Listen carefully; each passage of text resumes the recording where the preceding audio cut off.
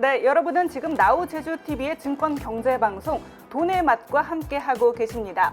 네, 이번 시간은요, 오늘장 특징주와 관련된 이슈를 살펴보는 올라 시간입니다. 네, 오늘 아나운서 전은주 아나운서와 함께합니다. 네, 안녕하세요. 네, 안녕하세요. 네, 반갑습니다. 네. 네, 오늘은요, 좀 좀 특별하게요. 상승세만 저희가 기록을 했던 기업들을 좀 많이 관련된 이슈를 짚어봤는데 오늘은 하락세를 보였던 테마주를 좀 다뤄볼까 합니다.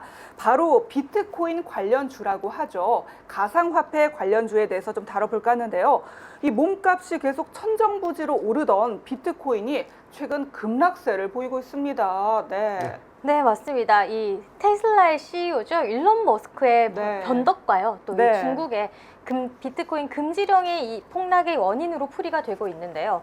이 테슬라는 지난 2월에 비트코인을 15억 달러 규모로 매입하겠다는 뜻을 밝히면서 이 가격 급등의 포문을 열었습니다. 그 이후로도 비트코인으로 자사의 전기차를 구매할 수 있게 하겠다, 뭐 이런 말들을 하면서 가상화폐 시장의 시황을 쥐락펴락했는데요.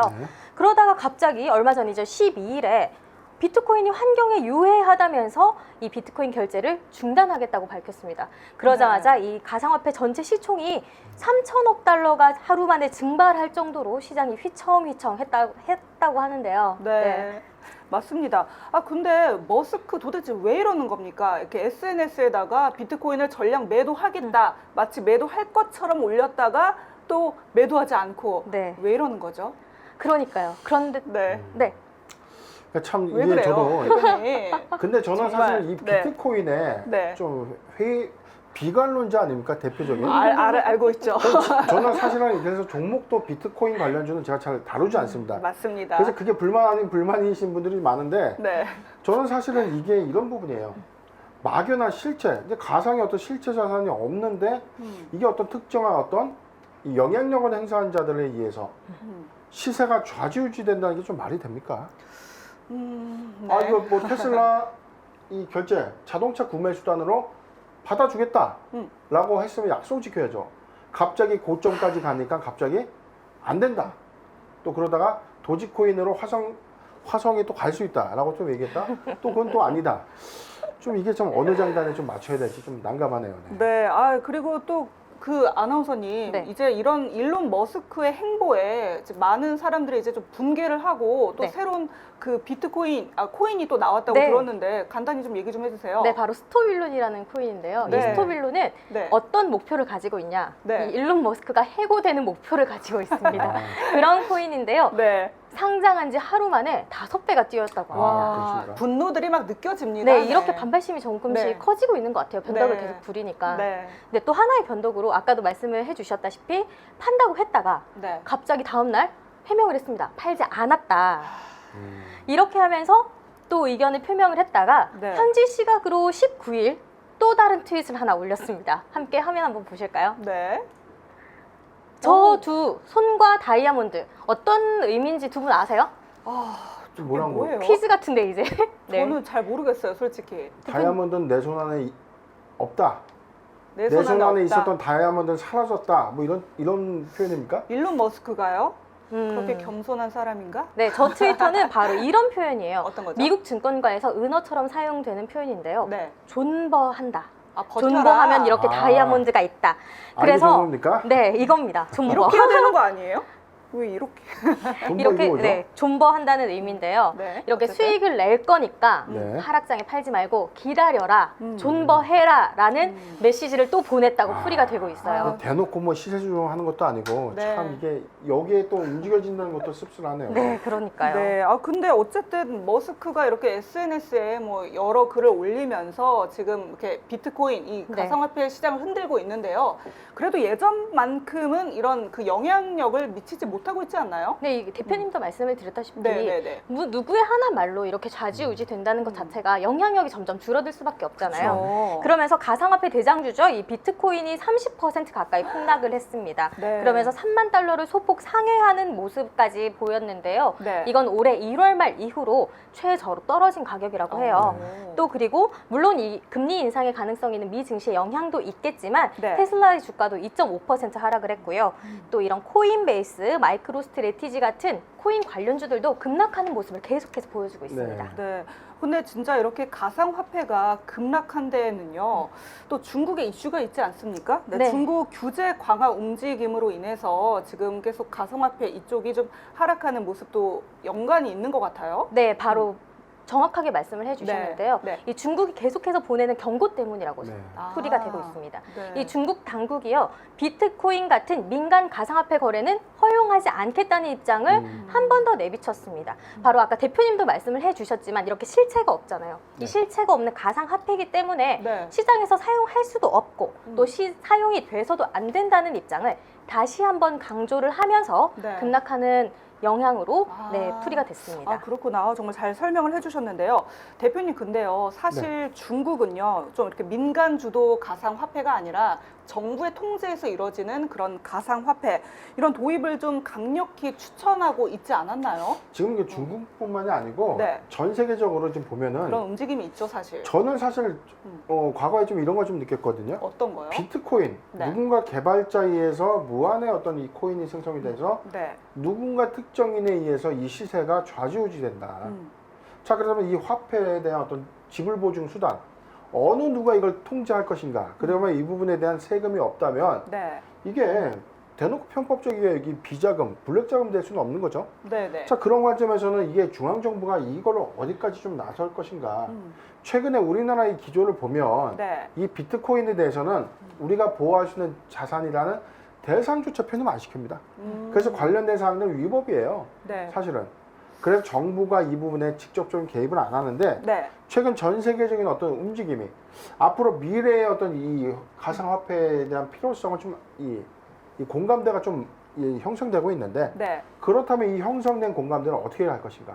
네. 그래서 좀 도입되고 있는 부분들이 정부 주도의 이 가상화폐를 한번 만들어보자라는 네. 이 모의 실험들이 좀 있는 거고 아무래도 이게 중국 같은 이 규제, 이 중앙 정부에서 어떤 규제가 좀 철저한 나라에서 시범적인데 자 우리나라에서 그런 움직임이 좀 감지가 되고 있습니다. 지금 이 네이버와 카카오가 한국은행의 이 디지털 화폐에 대한 어떤 이 모의 실험에 좀 참여한다라는 좀 네네네. 소식도 좀 전해지고 있고 맞아요. 전 세계적으로 이 우리가 좀 검증된 이 가상화폐의 이 기반, 이 모듈 기반 부분으로 우리가 좀 안정된 뭐 그래서 최근에는 이더리움을 좀 기반으로 한 디지털 화폐를 좀 도입하겠다라는 네. 그런 움직임도 좀 있기 때문에 요새 이 비트코인보다는 이더리움의 어떤 이 상승세가 좀 더 강하지 않나라는 생각도 좀 듭니다. 네, 그렇군요.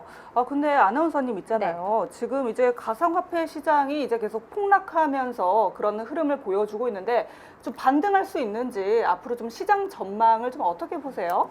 아직은 이 부분은 네. 좀 의견이 분분한 편이에요. 네. 네, 이 블룸버그 통신은 3만 달러까지 떨어질 수도 있다고 전망을 했어요. 이미 네. 하락세를 탔다. 이런 전망을 보고 있고요.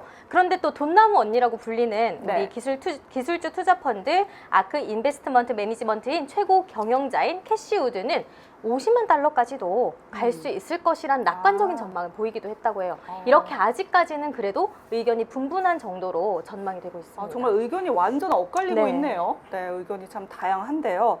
아, 대표님, 근데 네. 사실 국내에서 정말 이 가상화폐 엄청난 광풍이 불고 있잖아요, 사실. 그렇습니다. 네, 근데 대표님께서는 가상화폐 시장, 그러니까 의견이 너무 분분하다 보니까 대표님 의견이 좀 궁금해요. 시장 전망 어떻게 보시고 조정세가 좀 계속 이어질 거라고 보세요? 저도 굳이 가상화폐 관련된 부분이라면 네. 지금 이 비트코인 같은 이 가상화폐보다는 그래도 정부 주도하에 중앙은행 주도하에 네. 이 디지털 화폐 부분이 앞으로의 어떤 가능성 부분에서 좀 더 이 현실적이지 않나 봅니다, 솔직히. 왜냐면 네네.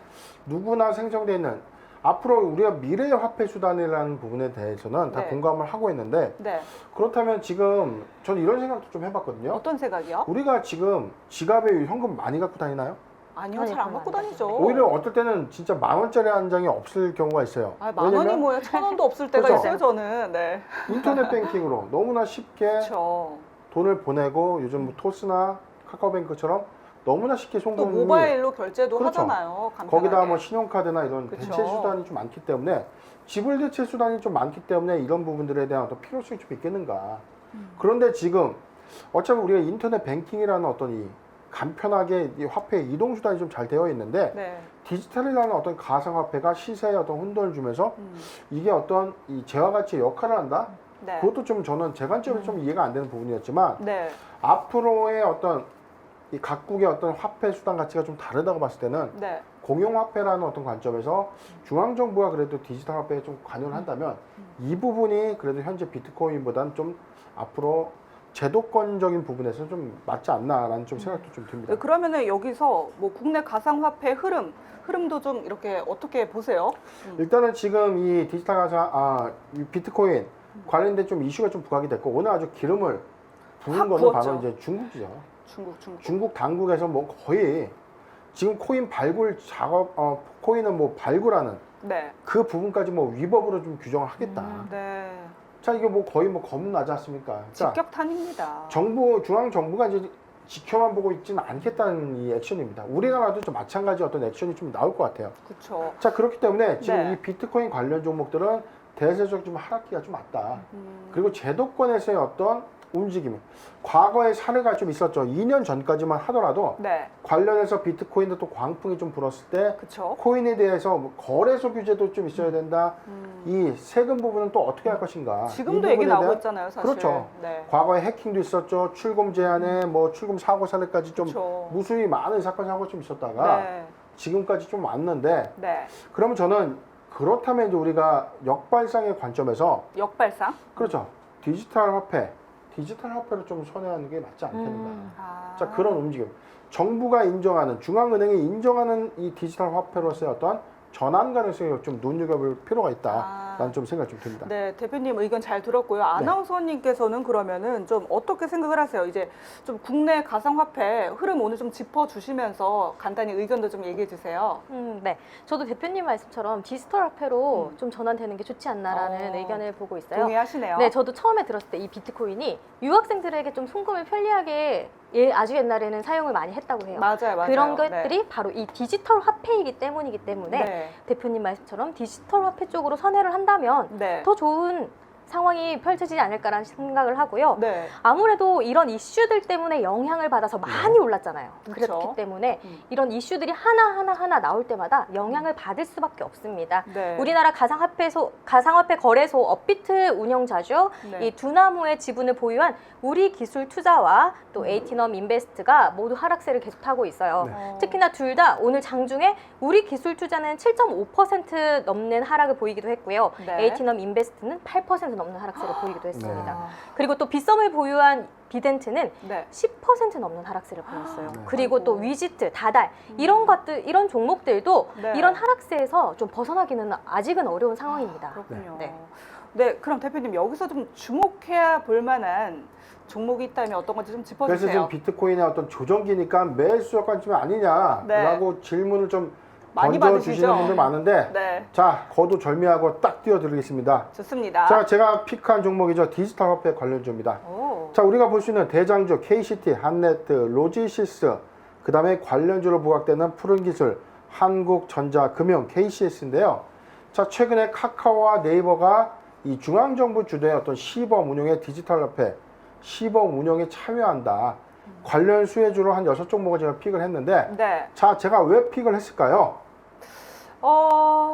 글쎄요. 자, 안 알려줌입니다. 자, 상단 번호 나가죠. 그 다음에 하단에 노란 통 얄미워. 입장해 주시면 네. 자, 뭐 아주 명쾌하진 않지만 왜 네. 했는지, 왜 네. 골랐는지에 대해서는 답변을 좀 네. 해드리도록 하겠습니다. 네, 좋습니다. 네, 오늘장 특징주, 비트코인 관련주, 가상화폐 관련주에 대해서 좀 자세히 이슈와 함께 짚어봤습니다. 좀 더 자세한 내용이 궁금하면요, 이 상단에 있는 번호와 하단에 있는 노란 톡방으로 좀 들어오시면 좋겠습니다. 많이 좀 들어와 주세요. 적극적인 참여 기다리고 있고요. 올라 여기까지 얘기 나눠보겠습니다. 두 분 말씀 감사합니다. 네, 네, 고맙습니다. 감사합니다. 네, 오늘 저희가 살펴본 종목과 이슈들 여러분 좀 현명하게 매매 전략 잘 세워 가셨으면 좋겠습니다. 돈의 맛 여기서 끝이 아니죠. 상한가를 꿈꾸는 남자. 네, 민경철 전문가의 상승률, 하락률 상위 종목 분석 전해드리면서 저희는 인사드리도록 하겠습니다. 돈의 맛 채널 끝까지 고정해 주세요.